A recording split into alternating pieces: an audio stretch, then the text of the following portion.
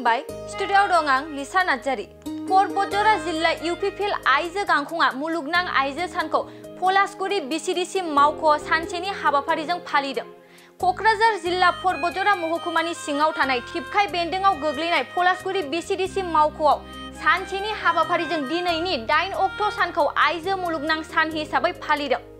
बे सावराय जथुमनि मेलखौ आफादगिरि बिबान लाना सामलायो परबजरा जिल्ला इउपिपिएल आइजो गांखंनि आफादनि आफादगिरि सुचित्रा माराखा। लोगोसे बे मेलावनो बाहागो लायो परबजरा जिल्ला इउपिपिएल नेहाथारि सलिम आहमेद खान, लेङाइ आफादगिरि जहरलाल ब्रह्म आरो लाइमोन आफादनि आफादगिरि बिरदाव खुंगुर ब्रह्म आरो गोबां गामियारि सुबुं आइजो सोद्रोमाफोराबो बे मेहेरगोनां सावराय मेलाव बाहागो लानायखौ नुनो मोननाय जादों। परबजरा जिल्ला इउपिपिएल आइजो गांखंनि आफादनि गाहाय नेहाथारि दिम्पल ब्रह्म बिथाङा आरो परबजरा जिल्लानि लेङाइ आफादगिरि जहरलाल ब्रह्म बिथांमोनहा जोंनि परबजरा खौरांगिरिनि सिगाङाव मा बाथ्रा फोरमायखो फै जों मिथिनानै लानि। मुलुगनां आइजो सान हिसाबै जों परबजरा जिल्ला इउपिपिएलनि आइजो गांखं हान्जाया बे नैबे पलासगुरि बिसिडिसिआव बे हाबाफारिखौ लानाय जादों। दा बे हाबाफारिनि गेजेरजों जोङो गोबां हयथ' आइजो माहारिफोरनि सायाव जोङो खावलायनांगौ दङ। आइजो माहारिफोरखौ जोङो बोरैहाय सांग्रांथि लाबोनानै फारफ्रोम बिथिङाव जोङो जेरै सोलोंथाइ आरो खोमसि फोथायनाय आरो न'खर दैदेननाय गासै बिथिङाव जोङो बोरैहाय सांग्रांथि लाबोनो हायो। दा बेखौ नोजोर होनानै जोङो दिनै फुंबिलि समनिफ्रायनो दिनैनि जे हाबाफारि फिरफिला उरायहोनाय आरो मुंख्लंफोरनि मुङाव जों आर'ज गाबनाय आरो जोङो दान्दिसे आइजोफोरनि सायाव जों सांग्रांथि जे मेल बेखौ जोङो लादों। आइजोफोरखौ जोङो बोरैहाय समान समान जोङो हौवाफोरनि जोङो दिनै आइजोफोरखौ गाहाय हयथ' बेबायदि मालाबा जोङो गोबां माबायाव नुबोदों, खिन्थु दिनैनि थारिखआव हिनजाव आरो हौवा बियो जेबो डिफारेन्स गैया। खारन समान मोनथाय आरो समान जे अधिकार आइजोफ्राबो दङ। बिनि थाखायनो जोङो दिनै खावलायनो लुबैदों नैबे हाबाफारिनि गेजेरजों जेन' जोंनि आइजोफ्रा बिसेसकरि गामि सिंनि आइजोफ्रा जोङो दिनै सांग्रांथिनि जोबोद गोनांथि दङ। जोंनि गथ' गथायफोरखौ फोरोंनायनिफ्राय लानानै जोंनि न'खर दैदेननायाव गोबां माने जोङो सांग्रांथिनि गोनांथि दं। बेखायनो जोङो बे हाबाफारिनि गेजेरजों दान्दिसे जोङो बे हाबाफारिखौ लानाय जादों सावरायनाय। आरो दिनै जोङो हयथ' गोलावथार बेबायदि सावरायनायनि हाबाफारि दंमोन, खिन्थु दिनै हिन्दु धोरोमनि मोनसे गोथार जिहेतु शिब फुजानि दिन, बेयाव जोङो जेसेबांनाखि बुरजा आइजोफोरखौ लानानै सावरायनांगौमोन जों बेखिनि हायाखैब्लाबो गावनो आन्था जोङो बिथांमोननि हांख्रायनाय बायदि जे नुजाफैनो हादों। बिनि गेजेरजोंनो जोङो मोनसे मोजां मेसेज जे जोंनो सांग्रांथिखौ नांगौ।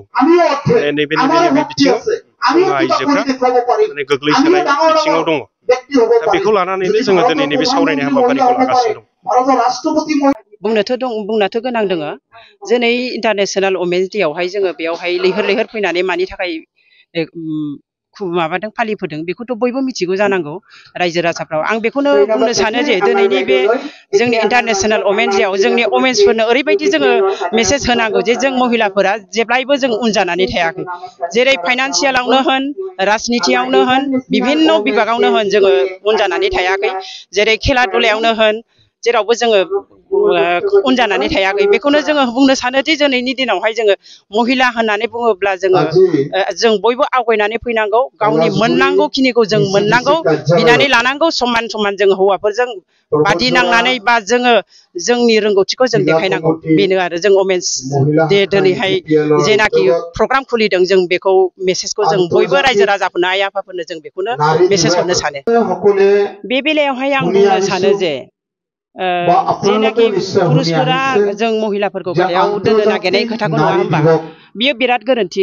बिनि साननायावहाय बुंनो थाङोबा बिराद भुल जानानै दङ होननानै आं सानो।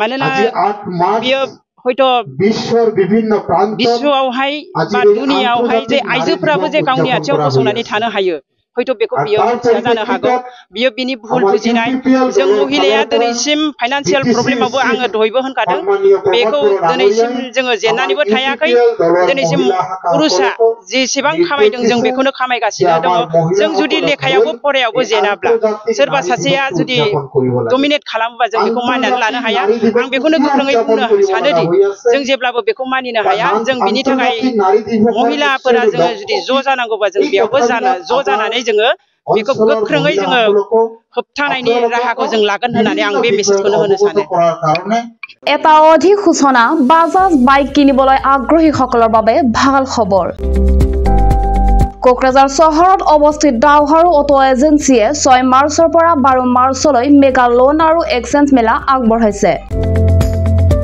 দাওহাৰু অটো এজেন্সিৰ গ্ৰাহকসকলে কম ডাউন পেমেন্ট পৰিশোধ কৰি বাজাজ বাইকৰ সুবিধা ল'ব পাৰে আপুনি কোকৰাঝাৰ চহৰত দাওহাৰু অটো এজেন্সি শ্বৰুম লগতে কাৰিগাঁও উৎসৱ বিপণী আৰু দতমা উৎসৱ বিপণী আৰু ভোটগাঁৱৰ উৎসৱ বিপণী শাখা কোঠালৈ যাব পাৰে বাজাজৰ বাইক উৎসাহীসকলে তেওঁলোকৰ বাইক আৰোহীসকলৰ বাবে এটা বিনামূলীয়া নিশ্চিত উপহাৰ লাভ কৰিছে দুটা হেলমেট মুক্ত 5 লিটাৰ পেট্ৰল ফ্ৰী বাইক গ্ৰাহক বিনামূলীয়া নিশ্চিত উপহাৰ আৰু বিনিময় অফাৰৰ সৈতে আন এটা ভাল বিকল্প হল আপুনি 500 টকা পৰিশোধ কৰি ইচ্ছামতে বাজাজ বাইক এখন কিনিব পাৰে আৰু 5% হ্ৰাস কৰিব পাৰে আপুনি 6000399187 অধিক জানিবলৈ 8822018193 নম্বৰত ফোন কৰিব পাৰে